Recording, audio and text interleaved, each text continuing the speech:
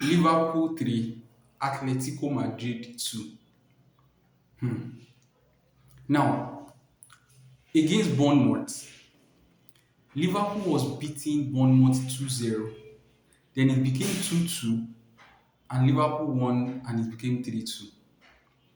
Against Newcastle, Liverpool was leading 2-0, became 2-2, and eventually it became 2-3. Liverpool won. Now against Atletico Madrid, from 2-0, it became 2-2, then it eventually became 3-2. Now, first and foremost, congratulations to Liverpool.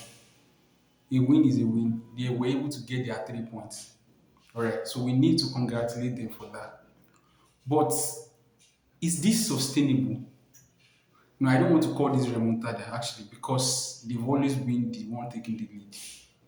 Alright, but this pattern of you leading and eventually equalizing and eventually coming back to win, can this be sustained? As much as this is great, I don't think this is what should be adopted in most of your games.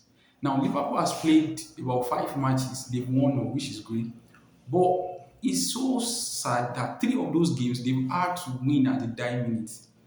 So I don't think this is sustainable actually. And Arne Slot need to do something about it. And I think it has to do with the defense.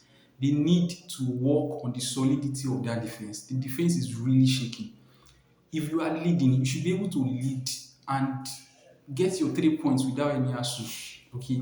So I believe that they need to do something about it. They need to do better about that defense. They need to find a solution to it because it won't always work out.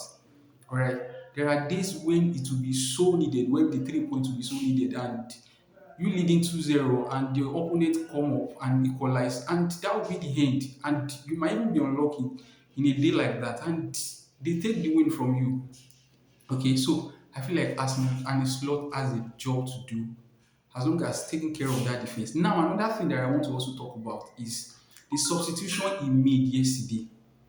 Now, you removed Cody Gakpo, you brought in McAllister. Now, you removed a winger and you brought in a midfielder. When you are just leading by 2-1, it is just a one goal difference. Who does that? I was actually of the opinion that he could have removed Gakpo, brought in Ekitike to still complement Isak at that forward. Right? And also you remove Frimpong to bring in Bradley. I feel like Frimpong should have stayed to the end of that match. Well, maybe he was still fresh from injury. So I think that was why he decided to take him out. But I feel like some of these things need to be worked on. Alright. I will really encourage that you like, comment, and subscribe. Thank you.